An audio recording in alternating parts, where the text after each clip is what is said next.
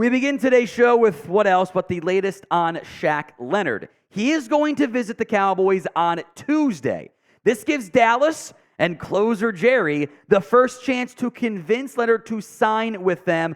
Also allows the Cowboys the first real look into the medical situation for Leonard. They do want to check out that back that led to 2 surgeries and has kind of sapped him of some of his play in his time in Indianapolis. We've spent, understandably so, a lot of time on Shaq Leonard. When he ends up signing in Dallas, we will do a video on it. So make sure you are subscribed. YouTube.com/CowboysTV. We'll have videos and shorts for you guys every day and breaking news when it happens. Now, there was this update from Josina Anderson this morning who says that the Eagles have increasing interest in pursuing Leonard following the hamstring injury to Zach Cunningham on Sunday. I will say I think there had already been some interest from Philadelphia's standpoint in Leonard. They are not the only team that has been linked to him so far. Minnesota was linked kind of early on. Denver had been linked and also kind of disputed by others out there on social media. But it makes a lot of sense for Dallas to have interest here. He'll still get tackles for you. The tackle numbers would be second, I believe, on the team this year. Of course, you've missed time with some of your key safeties and linebackers in that area. But the splash plays have plummeted. The Colts were not playing Leonard on third downs. They did not think he was good enough from that perspective. But you're not asking Shaq Leonard to be the all-pro version. You're not expecting to get the all-pro version anymore. What you're trying to get here is in late November, you're trying to find a potential upgrade to at least the depth of your linebacking core. And I think Leonard, especially on early downs, where I think the Colts and I think Dallas might be more comfortable trying him, they're kind of thin there. It's 3 deep at linebacker right now. It's Damone Clark, who's been fine. Marquise Bell's been actually really good in coverage, but there are times he's going to miss some gaps in assignments. He's still kind of learning how to play in the box full time. I think at minimum, Leonard's an upgrade over Rashaan Evans.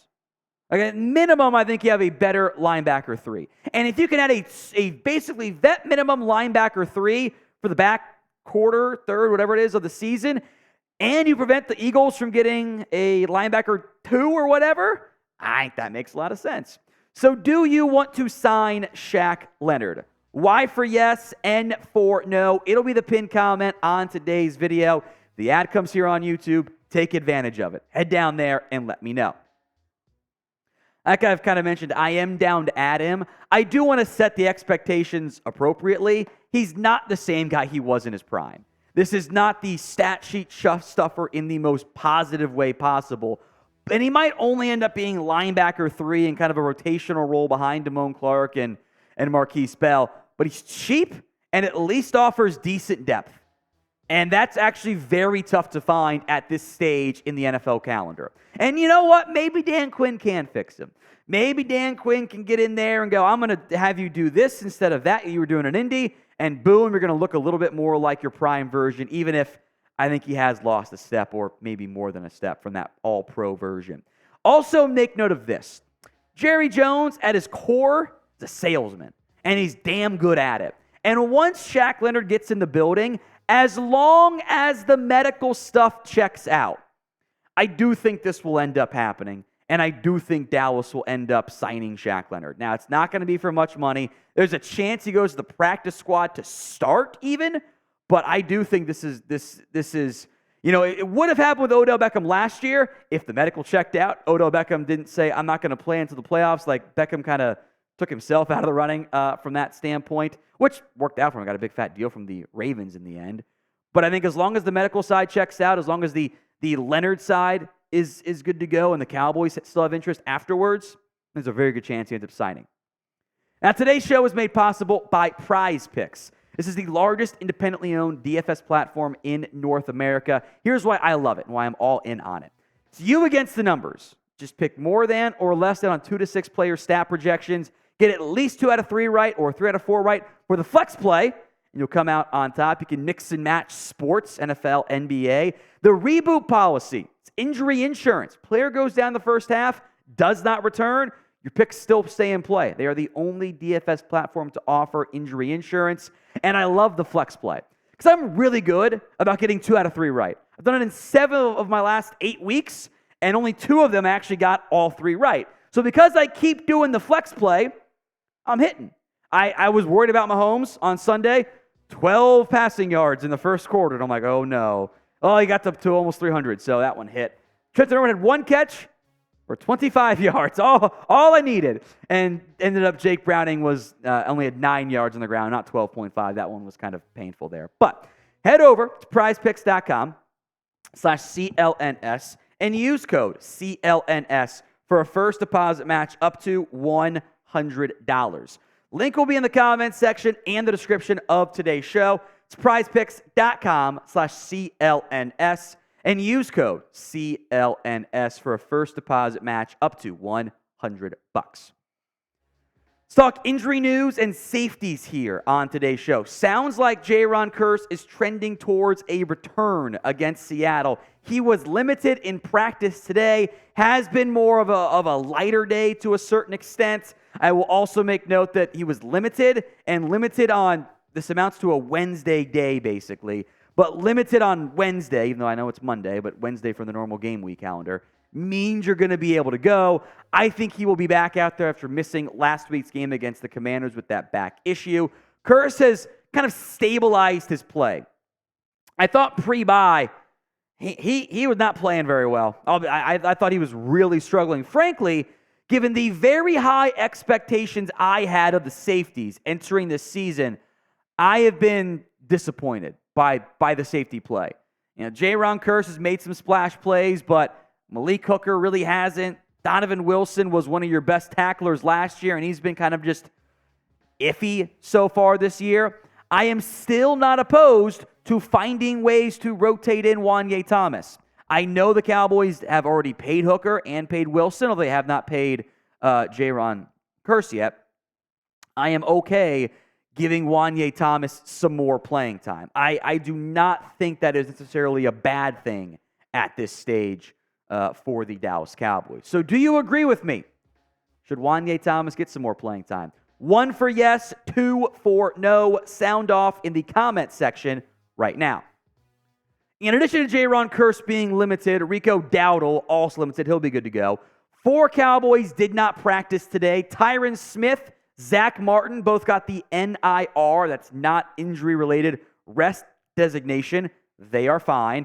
Dante Fowler missed practice with an illness, and Tyrus Wheat is in concussion protocol.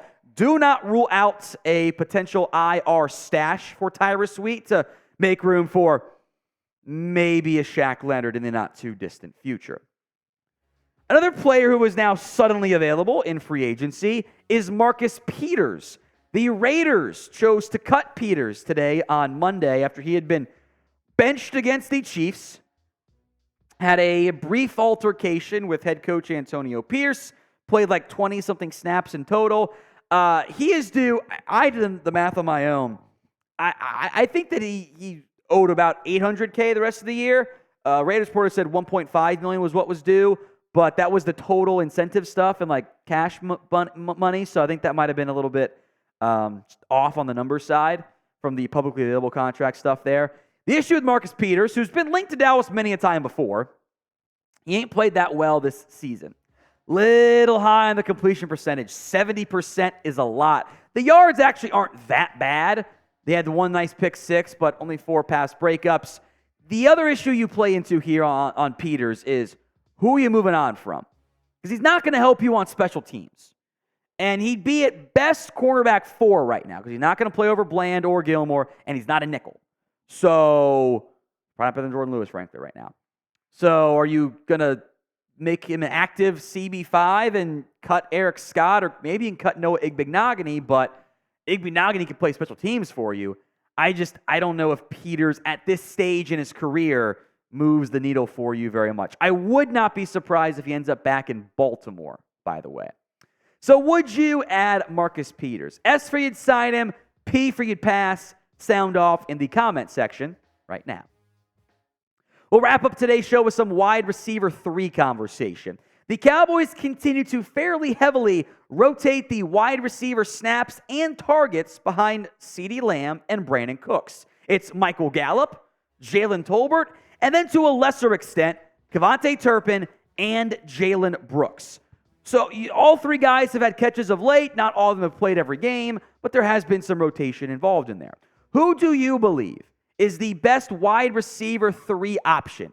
MG for Michael Gallup, JB for Jalen Brooks, JT for Jalen Tolbert, or KT for KaVontae Turpin. Here are the snap counts since the bye for the Dallas Cowboys. Jalen Tolbert, and look, there is some noise involved here because there's been some garbage time late, but it's mainly been Brooks' snap counts. It's been a little bit higher, especially with Turpin being injured. Tolbert, 158, Gallup, 149, big drop-off. They've missed some time. KaVontae Turpin, 41, and Jalen Brooks, 38. The stats, though, since the bye, a little bit more scattered here.